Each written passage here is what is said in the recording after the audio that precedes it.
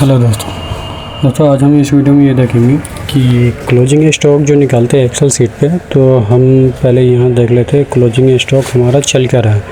तो 31/3 यानी कि हम लास्ट ईयर के क्लोजिंग स्टॉक निकाल रहे हैं। और उसमें जो है हमारे पास मैंने एक एक्सेल सीट निकाला था, उसमें क्या है हमने स्टॉक वैल्यूएशन से एक्सेल सीट निकाला है।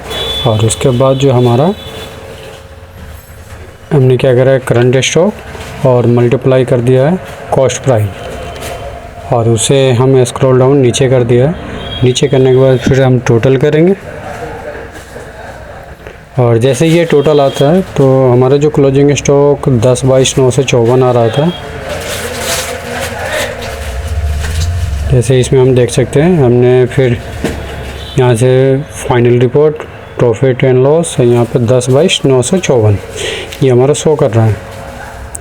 और तो यही रिपोर्ट हमें एक्सेल सीट में चाहिए, बट वहाँ पे हमें टैक्स वाइज चाहिए, यानी उसका टैक्स भी पता चल सके से 5% पे कितना है, 18 पे कितना है, 12 पे कितना है। क्योंकि प्रॉपर जो हमने एक अभी जो एक्सेल सीट निकाला था उसमें क्या है टैक्स शो नहीं कर रहा है, बाकी वो प्रॉपर सीट सही है। तो दूसरे सीट निकालने के लिए हमें यहाँ आना होगा और सबसे ऊपर वाला जो है स्टॉक स्टेटमेंट पे ही क्लिक करना होगा। और इसके बाद आते हैं हम सी नंबर पे टैक्स वाइज पे क्लिक करेंगे और एंटर कर देंगे। एंटर करने के बाद एक्सेल, और जैसा हम एक्सेल करते हैं तो थोड़ा सा टाइम लगेगा। और उसके बाद हमारे पास एक एक्सेल सीट ओपन होके आ जाएगा। तो उसमें जो कैटेगरी वाइज ये शो कर रखा है से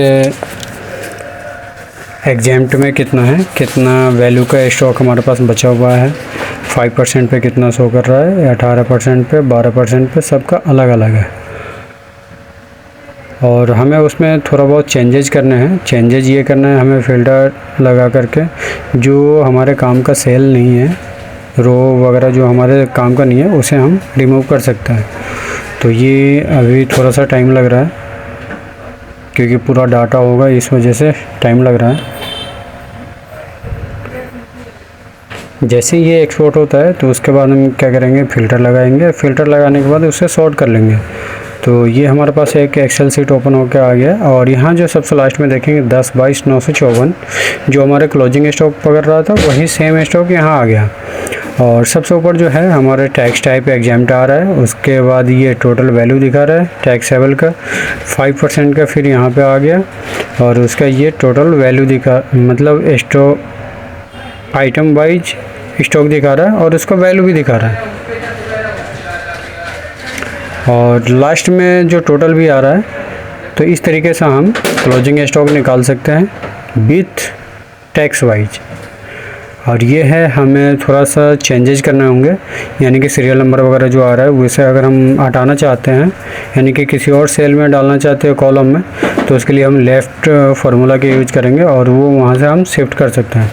और उसके बाद हम कॉपी एंड पेस्ट करने के बाद अलग अलग सेपरेट कॉलम में हम डाल सकते हैं।